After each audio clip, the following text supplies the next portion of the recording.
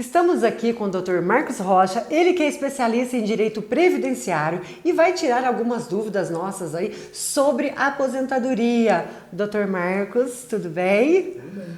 Dr. Marcos, vamos falar de aposentadoria, né? É complexo entender, mas como que funciona hoje nas novas regras a aposentadoria para mulher e para homem? Então, André, é um prazer responder as perguntas suas, né? E também esclarecer aí para os seus seguidores, né, da Qualitar. E falar de direito previdenciário é uma matéria complexa, mas nós vamos tentar aqui fazer um resumo de como ficou após a reforma. Para isso a gente tem que lembrar como que era antes da reforma. Nós tínhamos aí dois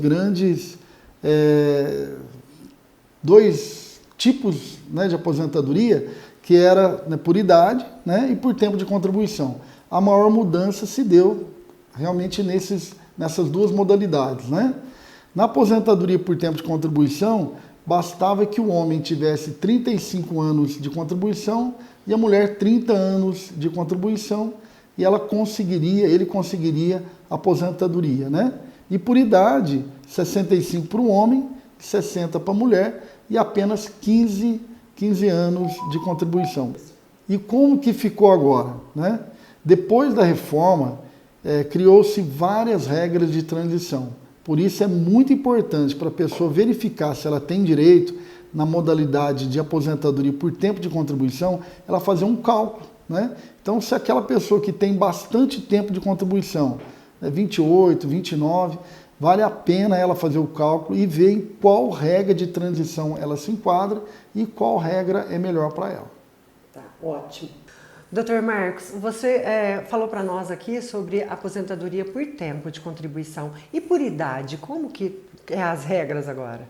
Então, Andréia, no caso da aposentadoria por idade, nós não tivemos grandes mudanças.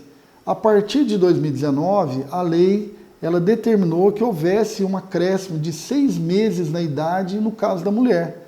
E hoje, nesse ano de 2022, para que a mulher se aposente por idade, é exigido 15 anos de contribuição e a idade de 61 anos e meio.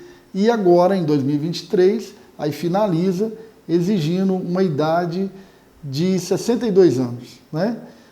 E para o homem continua sendo 65 anos mais 15 de contribuição. Dr. Marcos, e a gente sabe que aumentou muito o número de microempreendedor individual. Como que fica para eles se aposentarem? Tem alguma regra? Tem que fazer alguma adicional? Não? Aquelas pessoas que contribuem nessa modalidade, ela vai ter os seus benefícios um pouco restringidos, porque aquele que é MEI, ele tem direito na aposentadoria por idade e por invalidez. Ele não vai ter direito, por exemplo, na aposentadoria por tempo de contribuição. Então é muito importante aquela pessoa que já tem bastante tempo de contribuição e que agora, ao longo da carreira dela, ela decide a se tornar um contribuinte por meio do MEI, é bom que ele faça cálculo e veja a necessidade de complementar a sua contribuição. Lembrando que o MEI, ele contribui 5% do salário mínimo, né, por exemplo. Então, se ele deseja se aposentar por tempo de contribuição, ele tem que complementar desses 5% até chegar em 20% do salário mínimo ou do valor que ele deseja, né, contribuir para a Previdência. Dr. Marcos, falando ainda aí do MEI, se a pessoa sofreu um acidente, né, ela tem algum benefício por invalidez ou só enfermo no tempo que ela está enferma? Como que funciona?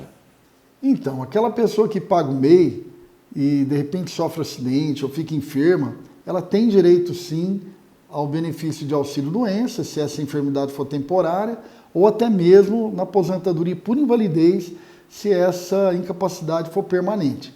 Agora, existe um outro tipo de benefício, quando a pessoa sofre acidente, fica com sequela, que nós chamamos de auxílio-acidente. Esse benefício é dado para aquela pessoa que pode trabalhar, mas teve a sua capacidade de trabalho reduzida, né? Nesse caso, esse benefício é pago 50% do auxílio-doença. Então, por exemplo, se ela teve ali um auxílio-doença de um salário mínimo, né, ou então de R$2.000, ela vai receber um auxílio-acidente de R$1.000 podendo trabalhar registrada normalmente. Porém, tanto aquela pessoa que contribui como MEI, ou então aquela pessoa que contribui como autônomo, empresários, eles foram prejudicados, porque esse tipo de benefício só é dado para aquela pessoa que trabalha com carteira assinada. Doutor Marcos, e até chegou para nós uma pergunta, né, de um profissional da saúde, querendo saber como que era a regra da aposentadoria desses profissionais, médicos, dentistas, enfermeiros, né, antes da reforma.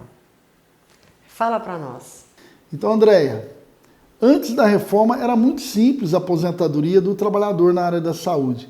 Bastava tão somente que um homem, ou então, no caso da mulher, tivesse 25 anos de trabalho na área da saúde, né? Em condições especiais, independente da idade. Doutor Marcos, e depois da reforma, como que ficou a aposentadoria dos profissionais da saúde? Então, Andréia, após a reforma, nós temos duas situações, uma regra de transição e uma regra permanente. A regra de transição, como que ficou? Ela exige 86 pontos, que é a soma do tempo de contribuição, né, e da idade. Lembrando que nesse tempo de contribuição precisa ter 25 anos de trabalho em condições especiais, ou seja, na área da saúde. Então essa é a primeira, né, que é a regra de transição. Agora, a regra de transição ela é importante por quê? Porque a pessoa pode atingir o direito à aposentadoria especial, mesmo após a reforma, independente da sua idade. Basta completar os 86 pontos. Agora, como que ficou a regra definitiva? A regra definitiva ficou da seguinte forma: a pessoa terá que ter os 25 anos de trabalho em condições especiais, ou seja, na área da saúde, mais 60 anos, seja homem ou seja mulher. Lembrando que a aposentadoria especial, ela existe, ela continua valendo, né? Tanto para aquelas pessoas que alcançaram os 25 anos de tempo de contribuição antes de novembro de 2019, né, que é direito adquirido, quanto para as pessoas que vão alcançar a regra de transição, que nós explicamos aqui, ou a regra permanente. Doutor Marcos, falar de aposentadoria é complexo, né? Realmente nós temos que buscar a ajuda de um advogado especialista. Mas chegou mais perguntas aqui e eu gostaria que o senhor respondesse para nós, até de uma seguidora da Qualitar. Pessoas que têm alguma deficiência, tem algum benefício, seja uma deficiência visual, auditiva, esclarece para nós. Então, Andréia, no caso do deficiente físico, nós temos dois tipos de aposentadoria. Aposentadoria por tempo de contribuição, que começa a partir dos 25 anos de contribuição para o homem e 20 para a mulher, no caso aí de uma deficiência grave, e esse tempo de contribuição vai aumentando conforme essa deficiência se torne menos grave, né? Médio, leve, bom, enfim. A grande questão dessa aposentadoria é que a pessoa teria, né? Ela tem que trabalhar por todo o período laborativo dela, ela tem que trazer consigo essa deficiência, tá? E eu acho muito interessante a segunda modalidade, que é a aposentadoria por idade. Porque a aposentadoria por idade de uma pessoa que não possui a deficiência é de 65 anos para o homem e de 61 anos e meio, né, agora em 2021 para a mulher.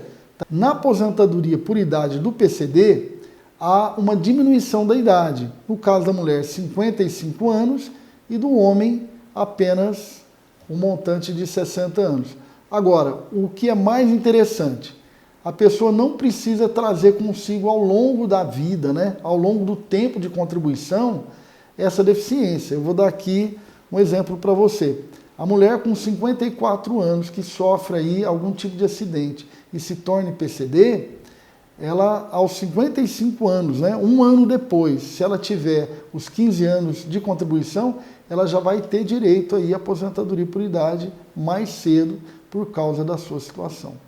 Doutor, e nós estamos aqui encerrando essa entrevista, né? Falar de aposentadoria é realmente complexo. Que orientação, né, que você pode passar para as pessoas que querem planejar a sua aposentadoria ou que têm muitas dúvidas, né? Qual a orientação básica aí?